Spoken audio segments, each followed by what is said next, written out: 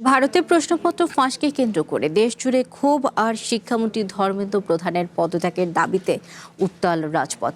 এমন সময় সামাজিক মাধ্যমে ভাইরাল তারই প্রায় ৩ দশক পুরনো একটি ছবি।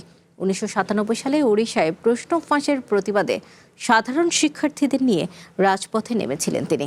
পুলিশের লাঠিচার্জে রক্ত ঝরিয়েছিলেন সে সময়ের তরুণ ছাত্রনেতা ধর্মেন্দ্র। আজ দেশের শিক্ষামন্ত্রী হয়ে তার এই দ্বিমুখী অবস্থান তাকে প্রশ্নের মুখোমুখি দাঁড় করিয়েছে। ভারতে প্রশ্নপত্র ফাঁসকে কেন্দ্র করে দেশজুড়ে আন্দোলনের আগুন জ্বলছে। দেশটির শিক্ষামন্ত্রী ধর্মেন্দ্র প্রধানের পদত্যাগের দাবিতে উত্তাল রাজপথ। নড়ছে প্রধানমন্ত্রী নরেন্দ্র মোদীর ক্ষমতার লাঠি। আর এমন সময় সামাজিক মাধ্যমে ধর্মেন্দ্র প্রধানের ২৫ বছর পুরনো একটি আন্দোলনের ছবি নতুন করে ছড়িয়ে পড়ে।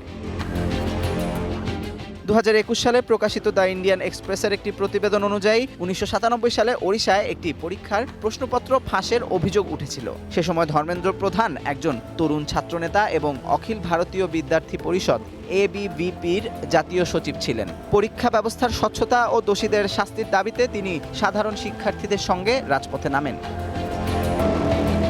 ঘটনার দিন ওড়িশার ভুবনেশ্বর সচিবালয়ের সামনে প্রায় ১৫০০ ছাত্র জনতা নিয়ে একটি বিশাল বিক্ষোভ সমাবেশ অনুষ্ঠিত হয়। তৎকালীন রাজ্য সরকারের বিরুদ্ধে হওয়া এই বিক্ষোভ ছত্রভঙ্গ করতে পুলিশ লাঠিচার্জ শুরু করে। পুলিশের লাঠিচার্জে বেশ কয়েকজন শিক্ষার্থী আহত হন। সেই আন্দোলনে ধর্মপ্রাণ প্রধান নিজেও গুরুতর আহত হন। প্রায় ৩ দশক আগের সেই রক্তক্ষয়ী আন্দোলনের ছবিগুলোই এখন নতুন করে সামাজিক মাধ্যমে ছড়িয়ে পড়ছে।